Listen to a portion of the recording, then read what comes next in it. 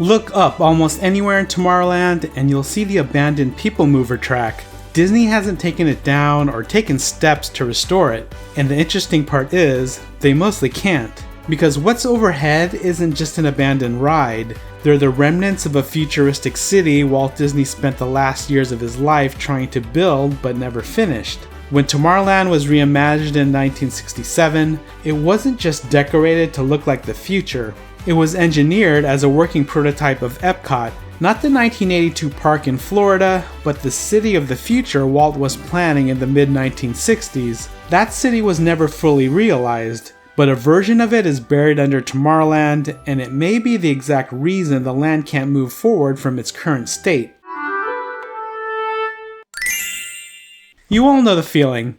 Walking past the abandoned track, past the observatron that served no purpose, and you start to think that this used to be the most alive corner of the park, and now it isn't. So the question that comes up every time Tomorrowland gets discussed is, why doesn't Disney just tear out the abandoned pieces and start fresh? It's a fair question, and the answer has nothing to do with neglect or nostalgia. So let's talk about the EPCOT community Walt was planning to build, and how much of it was tested right here in Tomorrowland, from the abandoned track overhead to the hidden tunnels underneath that hardly anyone knows about, because this is where Tomorrowland stops being just a design problem. In Walt's head, EPCOT was never a theme park. It was the experimental prototype community of tomorrow, a functioning city where 20,000 people would actually live and work. He'd gotten generally frustrated about the state of American cities in the 1960s, the traffic, decay, and the sense that city life was breaking down.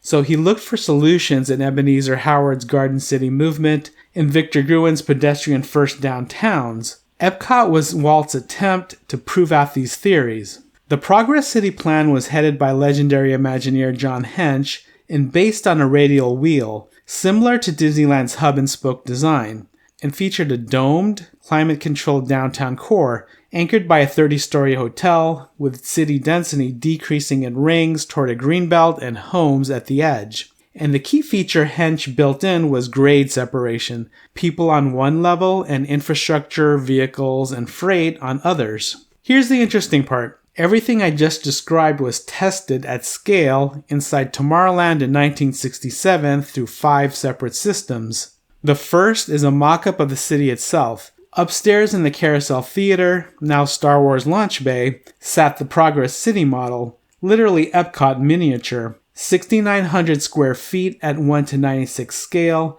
roughly 4,500 lit buildings, 1,400 working streetlights, 20,000 tiny trees, and even furnished interiors. That model in Disneyland was taken apart and moved in the mid-1970s, and a portion of it is on display today along Walt Disney World's Magic Kingdom PeopleMover. Second, the PeopleMover. Designed by Disney legend Bob Gurr, this was EPCOT's mass transit system in prototype form. 62 motorless trains gliding along a 3/4-mile loop, pushed along by 517 electric motors built into the track itself, carrying up to nearly 5,000 riders an hour on a platform that was in constant motion. And its unique feature is where the propulsion lived, not in the vehicles, but in the track itself. Now let's talk about the tunnels. Underneath Tomorrowland, Disney carved its first real network of service corridors, the supplies under the city principle straight from the EPCOT plan. There were also the corporate sponsors, Monsanto, GE, Goodyear, Bell, Coca-Cola, each a rehearsal of the partnerships meant to fund Progress City. And finally, the thing that ties everything together, grade separation. Walt City depended on people, transport, and service infrastructure never sharing the same level, and that's what 1967 Tomorrowland actually demonstrated through Hench's World on the Move design concept. Skyway and rocket jets overhead, the monorail beamway below them, the PeopleMover gliding at 15 feet, the submarine lagoon with below-grade waterways, pedestrians on the concourse, and beneath all of it, the service corridors. 6 levels of movement, each operating independently and never impeding pedestrian foot traffic. Despite opening after his passing, it's apparent that Tomorrowland 1967 was the closest Walt Disney ever got to actually building out his EPCOT city as an early prototype. So let's talk about the PeopleMover track. because it's the most visible remnant of the whole system. The elevated concrete beamway runs about 3/4 of a mile through the land. The PeopleMover occupied it from 1967 to 1995. Then the rocket rods took it over from 1998 to 2000. A faster retrofitted ride that the original passive track was never built to handle, and the track has been sitting dormant for the past 25 plus years. So why is it still up there? It's not as easy to tear down as you think. The beamway isn't a standalone set of structures. It threads directly through interior support frameworks of buildings that are still in daily use. It runs through basically all of Tomorrowland. Space Mountain, over and through Star Tours, past Star Traders and Starcade, through Buzz Lightyear and Star Wars Launch Bay. If you look carefully, the track vanishes in and out of buildings, and this was deliberate. Threading transit through the buildings instead of around them was proof that a city's transit could live inside its architecture and efficiently transport people from one building interior to another. Unfortunately, deconstructing the track would also mean tearing down, or at a minimum, doing extensive refurbishment of the currently operational buildings it weaves through. And how about the Observatron, which doesn't serve any real purpose right now? It's actually built on top of the original 1967 rocket jet's mechanism, stripped down and redressed. Even this unassuming decorative piece is load-bearing infrastructure from 1967 that Disney worked around instead of removing. But the track is the only visible part of the problem. A huge reason Tomorrowland can't move forward is buried underneath your feet. In 1967, Disney had to dig Disneyland's first underground utility corridor for Tomorrowland Terrace, which is now Galactic Grill. It has a stage designed by Raleigh Crump that sinks into the ground, so a band could load onto it out of sight, then magically rise up in front of guests. Disney legend Don Edgren designed a diagonal tunnel from the backstage zone behind Flight to the Moon, which is now Alien Pizza Planet, toward the stage's hydraulic lift. This tunnel then continues onto Buzz Lightyear, formerly Circle Vision 360. A separate tunnel also runs from Star Wars Launch Bay, formerly the Carousel Theater, all the way to Pixie Hollow. These corridors had multiple purposes: performers and stagehands reaching the lifting stage, food getting to the kitchen from backstage areas, maintenance crews and technicians accessing the attraction infrastructure, none of these ever crossing a guest walkway. And a portion of these corridors briefly went guest-facing. In 1998, the Buzz Lightyear Circle Vision corridor was repurposed as the Rocket Rod's queue, so for 2 years, guests walked this actual tunnel. They're all still in use today as active utility corridors that house Tomorrowland's electrical infrastructure, while also providing a hidden transit path for cast members.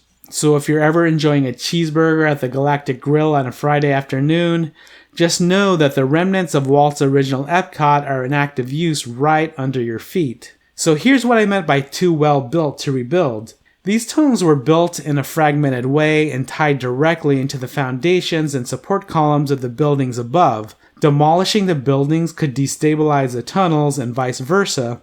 This limits the build-out of brand new e-ticket attractions that need deep concrete foundations. Secondly, the building codes. These 1967 structures sit under grandfathered building codes, and any major modification would likely trip that exemption and force the whole underground network up to modern seismic and accessibility standards. And likely the biggest problem, Tomorrowland sits on a critical junction of Disneyland's original 1955 closed-loop dark water system, the roughly 2 million gallon dyed waterway that feeds the Storybook Canals, the Castle Moat, the Jungle Cruise, and the Rivers of America. A Tomorrowland rebuild would potentially require rerouting of this waterway and put these attractions out of commission for months or even years.